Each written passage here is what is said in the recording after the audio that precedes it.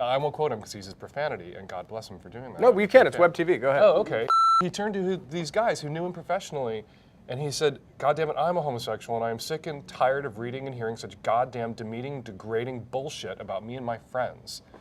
That sentence captures the motives of every gay rights activists throughout history. Welcome to NewsBeast. We've got Dan Savage in the house. He has done the forward to a reissue of Merle Miller's On Being Different, which we will get to him. We've got a lot of questions from y'all, which we will ask him. But first, damn it, it's a month till the presidential election. Oh my God, oh my God, oh my God, oh my God. Got to do it. Next debate. I'm one of those liberal Dems who's trying not to think about the presidential election for the next 4 weeks. I'm just going to vote, too painful and just I'm sort not going to look at Andrew Sullivan's blog in particular because it's killing me. Well, it's killing Andrew too. I know. Yeah, oh my God. The best part was during his post-debate freakout was the "Everything is Terrible" T-shirt, which I loved. It was sort of as if he'd planned it. Next debate's going to be about largely social issues. It's domestic, non-economic issues, which is going to trend social. A headline on the Daily Beast today is Romney backs away from abortion comments. Says, look, I'm not going to do anything. No, I'm not going to pursue any legislation about abortion. So yeah, Romney backed away, but then his campaign came right out and clarified, ran right back to the we're going to ban abortion. There's nothing I won't sign that's anti-abortion. Right. Nothing he won't sign that's anti-abortion. Right, but the question is, where's the wink and the nod, right? I mean, this is the Etch-a-Sketch. Well, I watched the first presidential debate. It's not a mistake I'm going to make again. I'm going to watch, I don't know, Family Guy reruns or something next time. And I was screaming at the television that Obama needed to look at Romney and say, you were either lying to the GOP base during the primaries or you are lying to the American people now. Which is it? That Romney is, has morphed into the Massachusetts liberal to, he's adopted this mantle of basically I'm to the left of the president. And the howlers and shriekers in the Republican base who wouldn't let him breathe, he had to move to the right of Gingrich and that idiot from Texas who was too stupid to be president, but just stupid enough to be governor of Texas. The longest serving governor of Texas. Rick Perry. That's not all, let's be fair.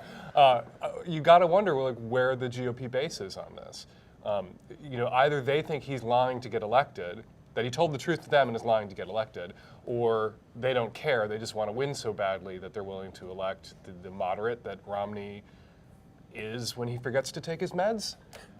So on the issue of marriage equality and gay rights, I mean, Paul Ryan, interestingly to me, said, look, don't ask, don't tell, settled issue. We're not going to try to reimpose it. But Romney... Too much howling from the base. Right. But to his credit, I guess, put it out there. But then Mitt Romney still backs a federal marriage amendment, which almost nobody backs at this point. I mean, this is like the ghost of 2004. The GOP base backs it, and everybody who ran for president for the GOP backs a federal marriage amendment. So do you think he sticks with that? Or, I mean, he's going to be tough to weasel out of that one. I don't know. The comparison is always to the human life amendment that the GOP has been promising the knuckle draggers in their base since Reagan. And they've never actually done anything about it, even when they had huge majorities in Congress and the White House. They didn't bring forward a human life amendment to ban abortion. But when you talk about banning abortion, you're talking about taking on women who are half the country, people who like women who have penises, which is another significant chunk of the country. And we're broadly pro-choice. Even people who are personally opposed to abortion in some of the cases believe it's not a decision the federal government should make for you. But if you target just gay people who want to marry, you're talking about 3.5%, 4% of the population, not 50% of the population that have uteri, but only... Never done the plural on that myself. I know. It's very interesting, yeah. It's like ukuleles, utes.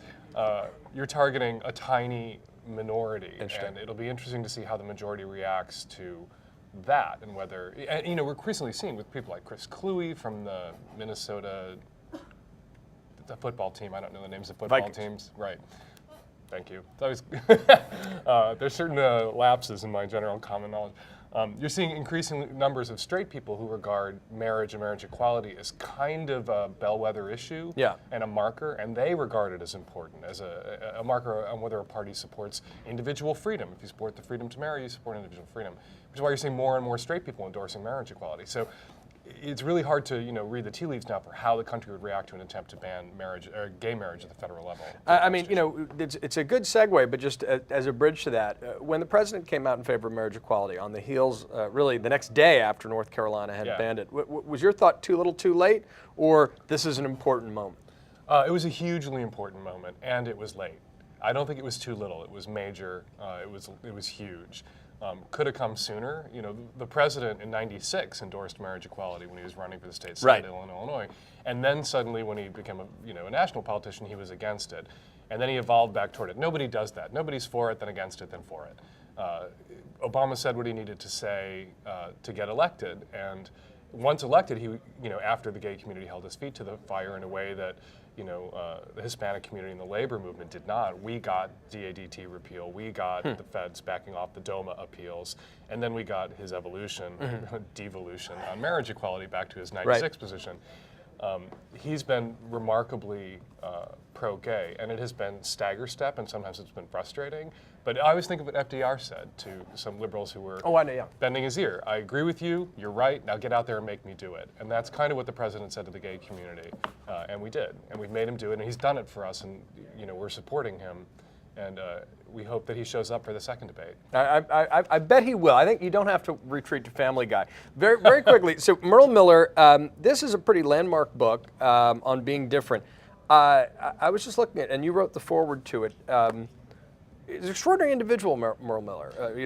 World War II hero. He co-authored on Plain Speaking, the Harry Truman oral biographies. But he's best known for this essay now. Tell me about him, this book, and why you decided to write the foreword. Well, Merle Miller was a hugely important public figure, public intellectual in the 50s, 60s, 70s. And he came out to some friends after a magazine that he was the editor of, Harper's at the time. He was also an editor at Time, published this really rabidly anti-gay essay by this writer named Epstein, where he called for basically the extermination of gay people, that he would, if it was within his power to wipe homosexuality off the face of the earth, he would do it. And Miller asked some of his qualifies as virulently anti-gay. Miller asked some of his fellow editors, did you agree with the piece? And they said yes, and he came out to them at that moment in this absolutely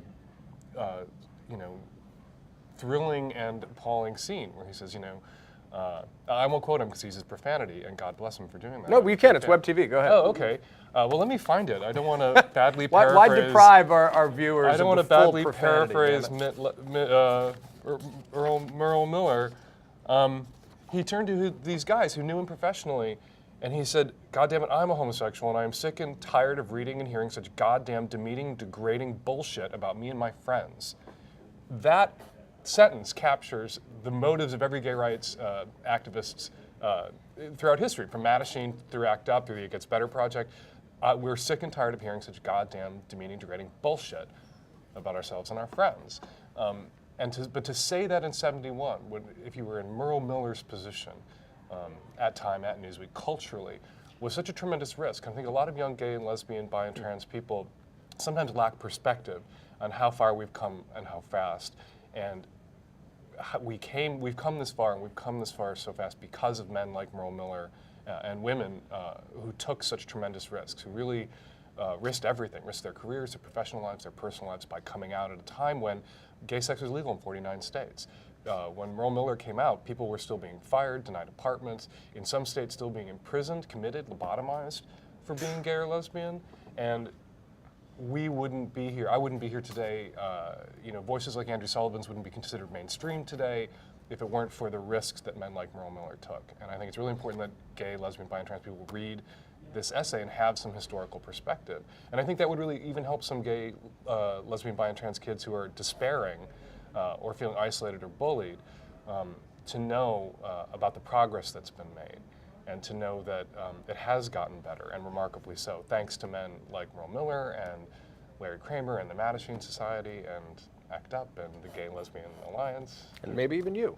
I'm just a mouthy sex advice columnist. Dan Savage, thanks for coming by NewsBeast. My pleasure. Appreciate Thanks for your having time. me. We'll see you tomorrow.